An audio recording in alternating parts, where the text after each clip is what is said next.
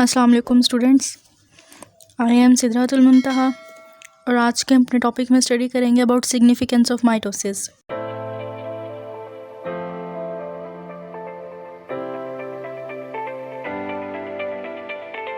Students, पिछले lecture में हमने प्रीवियस लेक्चर में स्टडी किया था अबाउट माइटोसिस के माइटोसिस क्या होता है।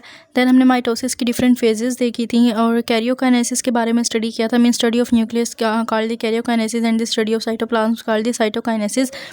हमने इनके बारे में स्टडी किया था और आज हम स्टडी करेंगे अबाउट सिग्निफिकेंस ऑफ माइटोसिस के माइटोसिस के सिग्निफिकेंस क्या है।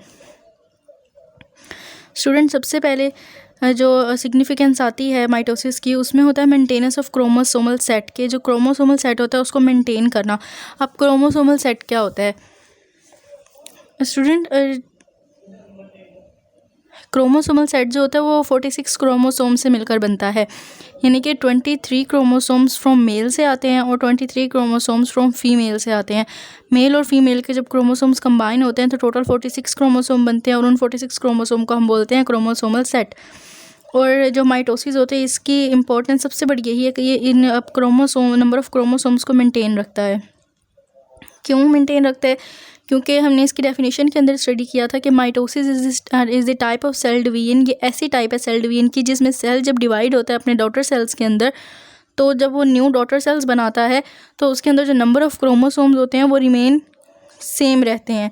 ठीक, सो जो 23 मेल और फीमेल से आते हैं तो वो 46 क्रोमोसोम्स बनाते हैं और इन्हीं 46 क्रोमोसोम्स के नंबर को मेंटेन रखने की जो सलाहियत है वो माइटोसिस कहलाती है।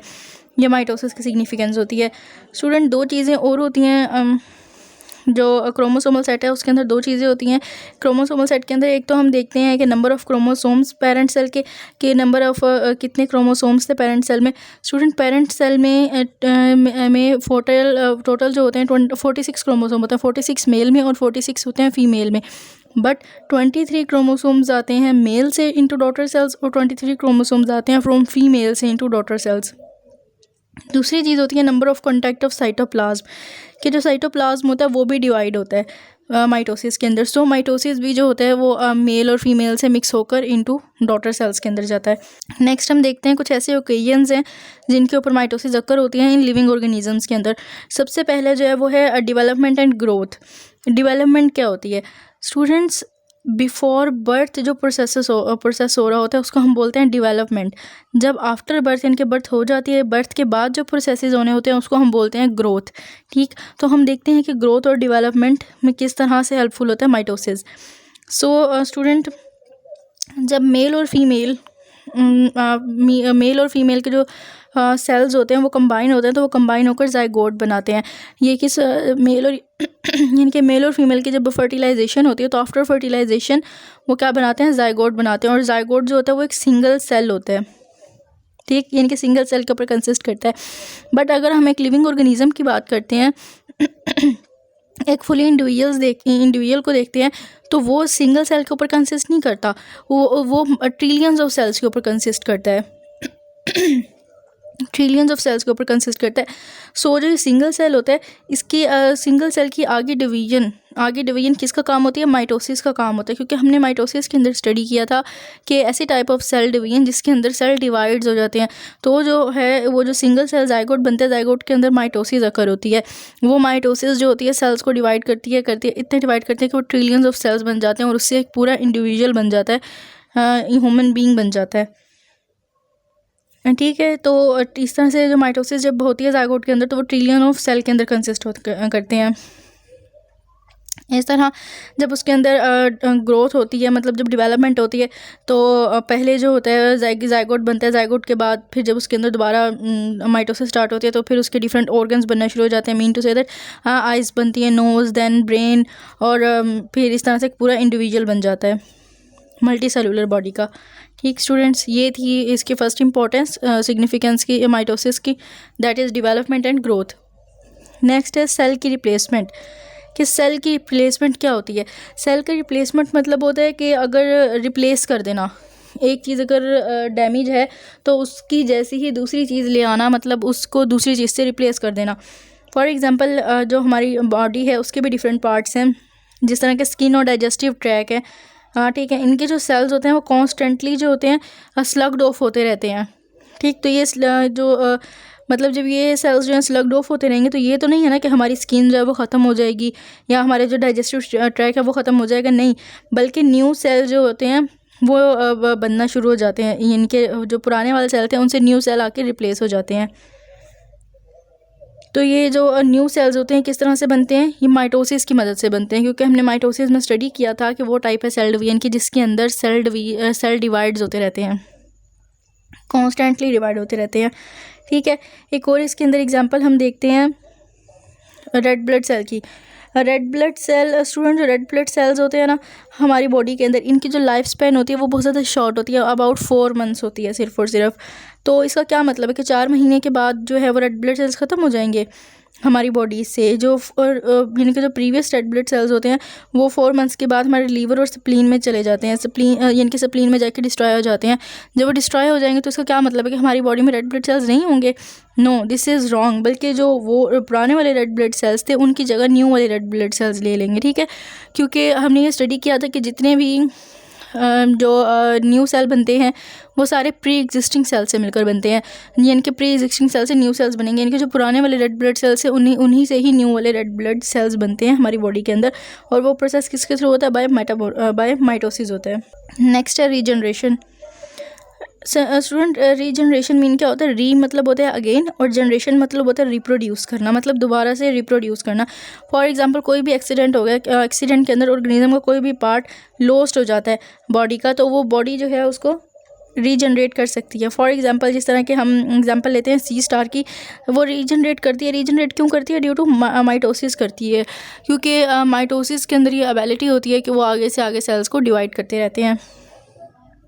जिस तरह के हमने एग्जांपल लिए स्टार फिश की। स्टूडेंट, ये जो स्टार फिश है इसके 5 आर्म्स हैं। अगर कोई एक्सीडेंट होता है और उसका एक आर्म जो है लॉस्ट हो जाता है तो ये स्टार फिश के अंदर ये एबिलिटी होती है कि वो थ्रू माइटोसिस अपना वो आर्म जो है वो उसको रीगेन कर सकती है, मतलब उसी जैसा दोबारा आर्म न्यू बना सकती है। ये एबिलिटी किसके अंदर होती है? ये रीजनरेशन के अंदर एबिलिटी होती है, रीजनरेशन की वजह से होती है लिविंग ऑर्गेनिजम्स के अंदर। नेक्स्ट हम स्टडी करते हैं अबाउट एसेक्सुअल रिप्रोडक्शन के बारे में कि एसेक्सुअल रिप्रोडक्शन क्या होती है। स्टूडेंट, रिप्रोडक्शन होती है ना, रिप्रोडक्शन की 2 टाइप्स होती हैं, एक होती है सेक्सुअल रिप्रोडक्शन, दूसरी होती है एसेक्सुअल रिप्रोडक्शन। जो सेक्सुअल रिप्रोडक्शन होती है उसके अंदर 2 ऑर्गेनिजम्स इन्वॉल्व होते हैं, एक मेल और दूसरा फीमेल, यानी कि दोनों जब कंबाइन होते हैं देन आगे जो है ऑफस्प्रिंग प्रोड्यूस होता है। बट जो एसेक्सुअल रिप्रोडक्शन होती है, एसेक्सुअल रिप्रोडक्शन में सिर्फ और सिर्फ एक ऑर्गेनिज्म इन्वॉल्व होता है और वो होता है फीमेल का, मतलब मेल इन्वॉल्व नहीं होता एसेक्सुअल रिप्रोडक्शन के अंदर, सिर्फ और सिर्फ फीमेल इन्वॉल्व होती हैं। और जो ये एसेक्सुअल रिप्रोडक्शन होती है ये माइटोसिस की वजह से होती है, यानी कि जो एसेक्सुअल रिप्रोडक्शन होती है वो सिर्फ और सिर्फ माइटोसिस की वजह से होती है। जबकि जो एसेक्सुअल रिप्रोडक्शन होती है ना स्टूडेंट्स, उसके अंदर जब एक न्यू ऑर्गेनिज्म बनता है तो वो ऑर्गेनिज्म जो होता है वो बिल्कुल सेम टू सेम अपना पेरेंट कॉपी होता है। ठीक है, बिल्कुल सेम टू सेम अपनी पेरेंट की कॉपी होता है, बिल्कुल उन्हीं जैसा बनता है। जबकि अगर हम बात करते हैं सेक्सुअल रिप्रोडक्शन की, तो सेक्सुअल रिप्रोडक्शन के अंदर 2 ऑर्गेनिजम्स इन्वॉल्व होते हैं और फिर एक जाकर न्यू डॉटर ऑर्गेनिज्म बनता है। लेकिन जो डॉटर ऑर्गेनिज्म होता है वो बिल्कुल आइडेंटिकल नहीं होता अपने पेरेंट्स की तरह से। क्यों नहीं होता? क्योंकि उसके अंदर माइटोसिस तो हो रही होती है, बट माइटोसिस के साथ साथ मियोसिस भी हो रही होती है। अब माइटोसिस और मायोसिस देखते हैं कि माइटोसिस जो होता है उसका काम होता है क्रोमोसोम नंबर को सेम रखना। वो जब सेक्सुअल रिप्रोडक्शन हो रही होती है तो माइटोसिस अपने क्रोमोसोम नंबर को तो सेम रखता है, न्यूक्लियस भी डिवाइड कर देता है, साइटोप्लाज्म भी डिवाइड कर लेता है। बट माइटोसिस के बाद ह्यूमन बींग्स के अंदर सेक्सुअल रिप्रोडक्शन के अंदर मियोसिस होती है और मियोसिस का काम होता है वेरिएशंस को क्रिएट करना, तो वो वेरिएशंस क्रिएट कर देती है, जिसकी वजह से जो ऑफस्प्रिंग होते हैं, जो बेबीज़ होते हैं, वो बिल्कुल अपने पेरेंट्स की तरह से नहीं होते। लेकिन अगर एसेक्सुअल की बात करते हैं, एसेक्सुअल रिप्रोडक्शन की बात करते हैं, तो इसके अंदर सिर्फ और सिर्फ माइटोसिस होती है, इसके अंदर मियोसिस एब्सेंट होती है, जिसकी वजह से जब एसेक्सुअल रिप्रोडक्शन जिन ऑर्गेनिजम्स में होती है उनके अंदर जब माइटोसिस होता है तो वो अपना क्रोमोसोम नंबर को जो है वो डिवाइड कर देते हैं, न्यूक्लियस डिवाइड करते हैं, साइटोप्लाज्म डिवाइड करते हैं, बट उनके आगे मियोसिस नहीं होती, जिसकी वजह से उनके अंदर वेरिएशंस भी अक्कर नहीं होती। और जो पेरेंट का जो ऑर्गेनिज्म होता है वो बिल्कुल सेम टू सेम होता है, किसकी तरह से? डॉटर की तरह से हो जाता है, डॉटर पेरेंट की तरह से होती है। अब हम यहाँ पे एग्जांपल देखते हैं हाइड्रा की और वेजिटेटिव प्रोपागेशन, यानी कि दो इनमें होती है एसेक्सुअल रिप्रोडक्शन होती है। अब अगर हम हाइड्रा की बात करते हैं ना स्टूडेंट्स, तो हाइड्रा जो होता है वो रिप्रोड्यूस करते हैं एसेक्सुअली, यानी कि जो हाइड्रा होता है ना, हाइड्रा के सरफेस के ऊपर एक बड बन जाती है। ठीक है, ये जो हाइड्रा है, हाइड्रा के ऊपर ये देखिए आपको नज़र आ रही होगी, यहाँ पे बड बन जाती है। फिर जो वो जो बड बनती है उसके अंदर माइटोसिस होती है, उसके जो सेल्स हैं वो ग्रो करते हैं। माइटोसिस होती है, उसके सेल्स ग्रो करेंगे। जब उसके सेल्स इतने ग्रो कर जाएंगे कि वो एक अलग से इंडिविजुअल बन जाए, तो वो जो हाइड्रा का बड होता है ना वो सेपरेट हो जाता है, मतलब अपने पेरेंट हाइड्रा से सेपरेट हो जाता है और वो बेबी हाइड्रा बन जाता है। इस तरह से जो बेबी हाइड्रा होता है वो बिल्कुल किसकी तरह से एग्जैक्ट कॉपी होता है, अपने पेरेंट हाइड्रा की कॉपी होता है। फिर इस तरह से जो बेबी हाइड्रा होता है वो माइटोसिस की वजह से ग्रो करता है नेक्स्ट, फिर वो पेरेंट बनता है, फिर उसके ऊपर एक बड बनेगा, फिर वो उस बर्ड के अंदर ग्रोथ होगी, फिर वो बर्ड दोबारा से सेपरेट हो जाएगा, फिर वो वाला बर्ड ग्रो करेगा। मतलब इस तरह से इसका साइकिल जो है वो चलता रहता है। साइकिल जो होता है वो कंटिन्यू रहता है हाइड्रा के अंदर। और ये वेजिटेटिव प्रोपागेशन में भी, यानी कि प्लांट्स में भी होती है एसेक्सुअल रिप्रोडक्शन। नेक्स्ट हम देखते हैं कि एरर्स इन माइटोसिस क्या है। स्टूडेंट पहले तो हमने स्टडी किया था ना कि सिग्निफिकेंस क्या थी माइटोसिस की, उसके अंदर हमने स्टडी किया डिफरेंट फैक्टर्स, जिसने डेवलपमेंट को स्टडी किया, ग्रोथ को स्टडी किया, सेल की रिप्लेसमेंट, रीजनरेशन और एसेक्सुअल रिप्रोडक्शन देखी। बट अब हम देखते हैं कि एरर्स इन माइटोसिस क्या होते हैं। मतलब ये कि माइटोसिस क्या ऐसी टाइप है सेल डिवीजन की जिसके अंदर सेल डिवाइड होते रहते हैं और वो मतलब अपने क्रोमोसोम नंबर को सेम रखते हैं। बट अगर क्रोमोसोम सेल डिवाइड तो करेगा, बट अगर उसके क्रोमोसोम्स नंबर के अंदर चेंजेस हो जाएं, मतलब कि क्रोमोसोम जिस तरह 23 मेल से आते हैं और 23 फीमेल से आते हैं, तो 46 जाते हैं ना आगे डॉटर सेल के अंदर। अगर वो 46 क्रोमोसोम ना जाएं, अगर वो 45 क्रोमोसोम हो जाएं, या तो फिर 45 क्रोमोसोम जाएं, या तो फिर 47 क्रोमोसोम्स जाएं, तो इस तरह से क्या हो जाता है, इसको हम बोलते हैं कि ये एरर्स हो जाते हैं माइटोसिस के अंदर।